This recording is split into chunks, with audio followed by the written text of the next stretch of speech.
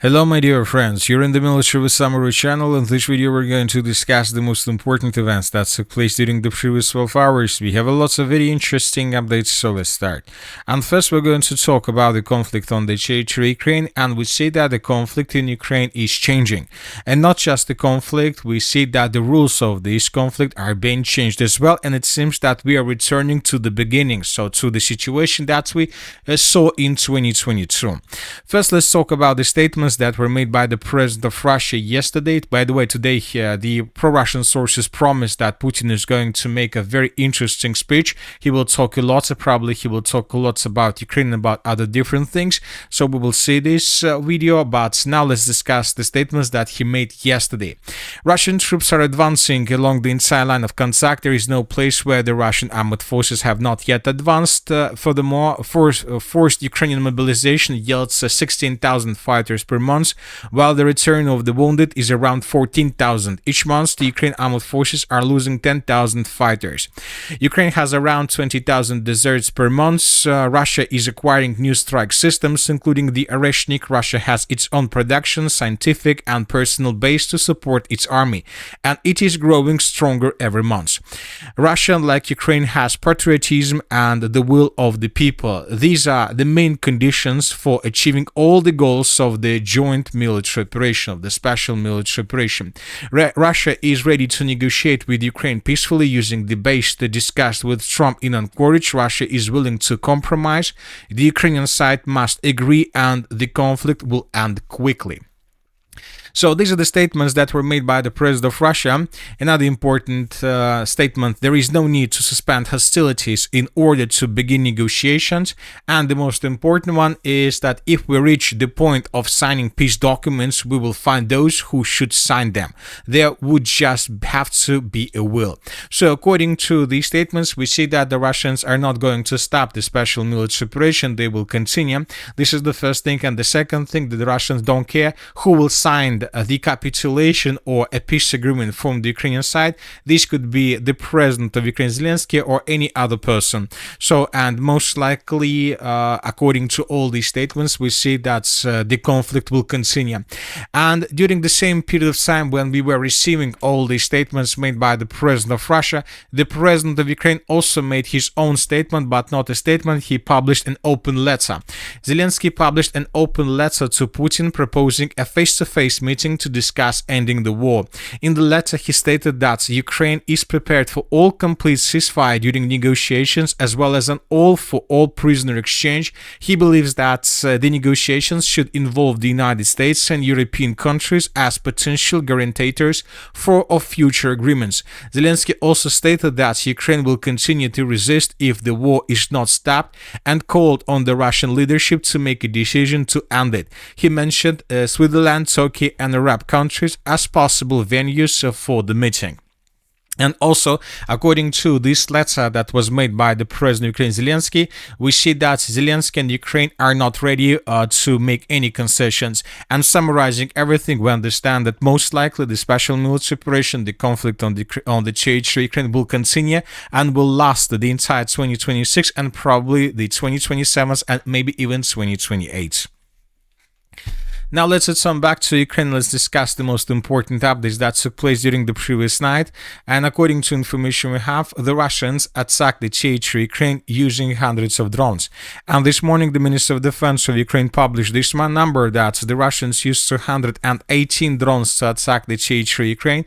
And we have lots of very interesting updates on this matter. After a very short operational pause, the Russians resumed their attacks through the northwestern parts of Ukraine.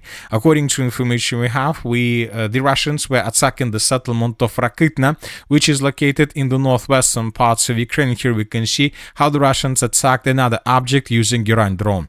And I would like to remind you that now the Russians intensify their activities through the northwestern parts of Ukraine with the purpose to destroy and to hit the Ukraine's logistic in this area and to create a similar situation that we can see right now through the southern regions. Another important area is the northern parts of Ukraine. During the previous 24 hours, these explosions were recorded through the settlement by the name of Snovsk. According to information we have, the Russians attacked a railway station, and as a result of attack, probably several trains were damaged or even destroyed. The Russians attacking this area, trains, railway stations, bus stations, and so on, with the purpose to reduce the Ukraine's logistic capabilities in this area, just with one purpose: not to allow the Ukrainians to use this area to attack deep inside of the territory of Russia. As for the deep inside attacks, during the previous nights we received the video from the city of St. Petersburg. I would like to remind you that during the massive attack that was carried out by the Ukrainians several days ago, the Ukrainians hit this Navy ship, and as you can see from this angle, from this perspective, we see that this Russian military ship was probably significantly damaged. According to information we have, the Russians managed to stabilize the situation. The firefighters were managed to extinguish the fire in this area, but as of now it's very difficult to understand the level of damage that the Ukrainians managed to deal to this ship. Now let's move further and let's return back to Ukraine, and let's continue with massive attacks. According to information we have, the Russians during the previous night were attacking the city of Odessa and the Odessa region. Lots of explosions and lots of drones of the armed forces of the Russian Federation were recorded through the city of Chernomorsk. The Russians were attacking this territory significantly. The sources stated about dozens of drones that the Russians used for these purposes. Probably the Ukrainians received another cargo with munition or with weapons with the purpose to use these weapons later to attack in the direction of the southern regions of Russia. As for this territory, during the previous night we also received lots of updates. According to information we have, pro-Ukrainian sources published this video, and according to this video, during the previous night the Ukrainians carried out another attack using drones with the purpose to destroy and to damage the Russian vessels and ships. And according to information we have, several commercial vessels were damaged by the Ukrainians, and in this video we can see how exactly these processes were taking place.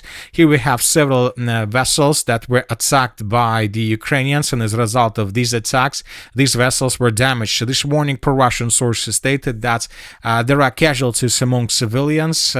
One of these vessels belonged to Azerbaijan company, and the sources are saying that there are vessels among the crew of Azerbaijani crew of this ship. The Russians, from their side, continue attacking the territory between the cities of Zaporozhye, Dnipro, and Pavlograd. In this video, we can see how Russians were using drones to attack an object on the territory of the city, and we can see a black smoke that broke out right after the Russians attacked this territory. I would like to remind you that the Russians these days attack significantly the Dnipro region. For example, yesterday, if you remember, we received lots of videos from this territory. We have here two logistic hubs that were attacked by Russians with drones, and as a result of those attacks, these logistic hubs were damaged significantly, but it was very difficult to understand the level of damage that the Russians managed to deal. But this morning, pro-Ukrainian sources published a video where we can see the consequences, the real consequences of this attack. In this video, we can see this warehouse, and as you can see, the warehouse, the video that was made from inside of the building, and as you can see, this warehouse was significantly damaged by the Russian drone. The Russians most likely will continue this practice. They will continue bombing and attacking different warehouses, ammo depots through the entire territory of Ukraine with the purpose to destroy Ukraine's logistics. Furthermore, the Ukrainians continue attacking in the direction of the cities of Donetsk, Gorlovka, and so on. During the previous 24 hours, more videos were published on this matter. In this video, we can see how the Ukrainians attacked vehicles of the armed forces of the Russian Federation that were involved in some repairing process. The Russians were repairing roads and so on. And in this video, we can see how the Ukrainians destroyed another piece of engineering equipment. So we have lots of videos from these territories as well. For example, in this video, we can see a warehouse that was destroyed on the territory of the settlement of Uglegorsk. Some object of energy infrastructure probably even was damaged. So, as we can see, both the Russians and the Ukrainians intensify the number of drones they use to attack each other. And of course, this situation cannot last forever. Obviously, sooner or later, something will happen. Now let's move further and let's continue with the Black Sea. Another important update is coming from the state of Romania, from the Constanța port. Today, according to information we have, a Navy drone was destroyed, or we have something like an explosion. According to different sources, an explosion occurred approximately at 10 a.m. in the area of the Romanian port of Constanța, and we received videos from this area from different angles, and later we received the report that, according to information we have, the device involved was a sea drone similar to those used by Ukraine.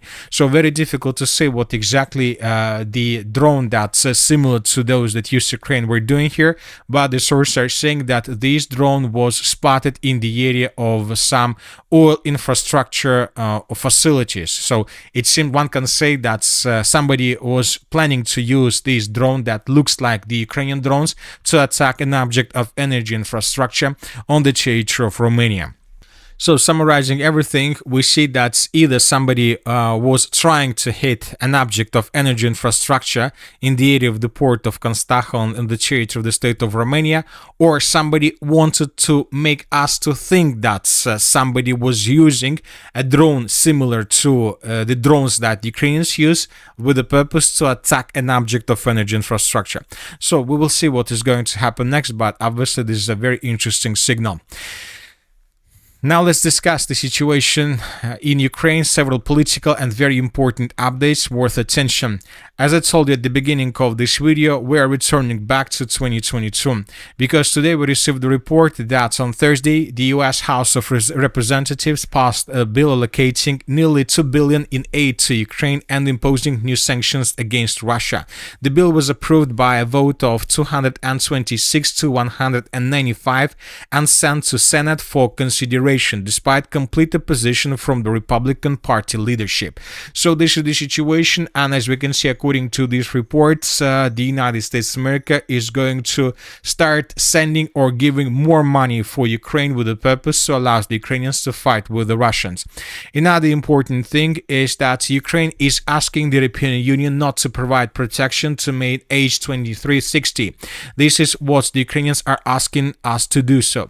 So according to this report, the Ukrainians are trying to make the situation when people of 23-60 age, when they leave the territory of Ukraine, they would be returned forcibly back to the territory of Ukraine, and of course the Ukraine will mobilize them with the purpose to send them to the line of combat contact. Now let's discuss the situation along the line of combat contact. We have lots of very interesting changes, and first let's talk about the northern parts of the Sumy region. According to information we have, during the previous 12 hours, the Russians have improved their position significantly through the northern parts of the Sumy region, and the Russians, according to these changes, continue advancing further in the direction of the settlement by the name of Ulanova. And these are the changes on the ground between the dates. The Russians continue advancing, and the Russians are just several meters before entering the settlement and to begin clashes for this territory. Another important area is the Sumy direction. These days we received lots of very interesting changes and very interesting reports published by pro-Russian sources. This morning, the group of forces north of the armed forces of the Russian Federation reported that the clashes currently are taking place on the territory of three settlements: the settlement of Pisarevka, the settlement of Ivolzhanska, and the settlement of Novosich. Based on this report published by the group of forces north, we have adjusted the map. So this is the approximate situation along the line of combat contact as of the beginning of the 5th of June of 2026. The Russians managed to break through Ukraine's defense in this area, and most likely in coming days we'll start receiving updates about the situation in this area. The Russians most likely will be able to take these three villages under complete control, and if it happens, the Russians will be able to begin sending their troops in the direction of the big Sumy forest, and the Russians will continue advancing further in the southern direction until they get the river by the name of Psyol. So this is the most important river of the Sumy direction. The Russians first of all would try to establish complete control over the territories to the north of the river, and then the Russians will continue offensive operation further in the direction of the city of Sumy itself. If Russians are able to take this forest under complete control, the Russians will be able to concentrate significant number of forces without any problems from the Ukrainian side. In the southeastern direction, the Russians began bombing and attacking the settlement of Krasnopolye with aviation, which means that the Russians began preparation before a ground offensive operation in this direction. In this video, we can see how the Russians destroyed a temporary deployment point of FPV drone operators of the armed forces of Ukraine with aviation with FAB bombs.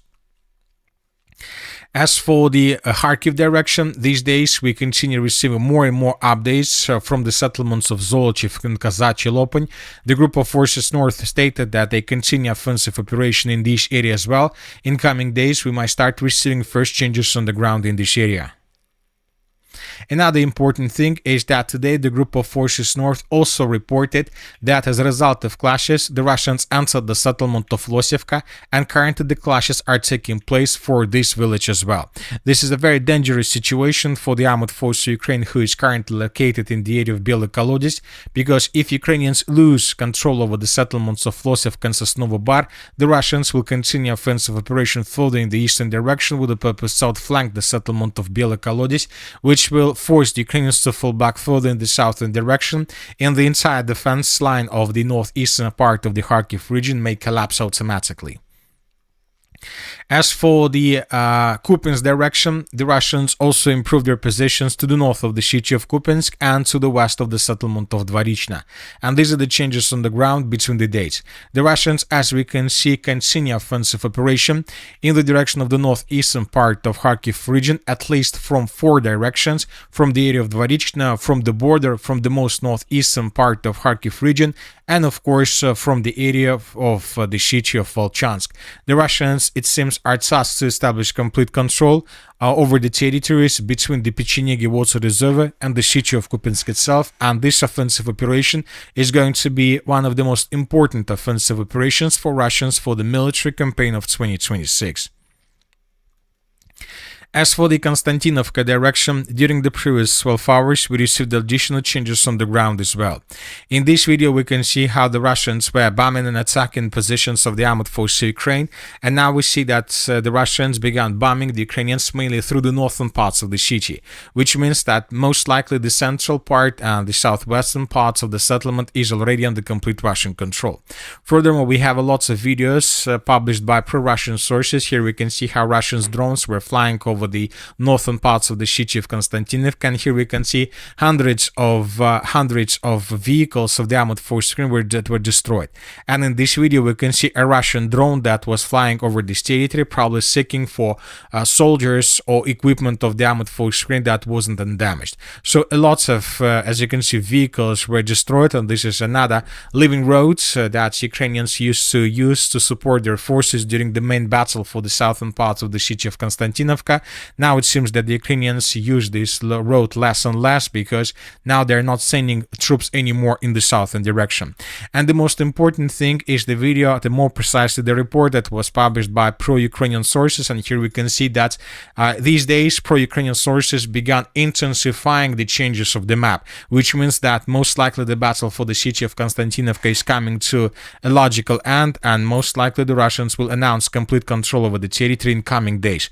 And so that is why pro-Ukrainian sources right now are trying to color as many as possible territories during the days, because they don't want to show the city of Konstantinovka under complete Ukraine control when the Minister of Defense of the Russian Federation will publish a video with thousands of flags through the entire city. So that is why they want to stay reliable, so that is why they began changing, and probably in 5-10 days we will see significant changes through maps of different sources.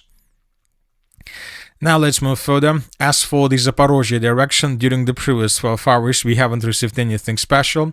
The Russians continue offensive operation, and we start receiving first updates on the matter that the Russians began bombing and attacking the territories around the settlement of Novoselivka, which lays to the west of the settlement of Gulyai-Polska. The Russians continue offensive operation towards the city of Orekhov. It will take time before the Russians are able to get there, but the Russians are moving.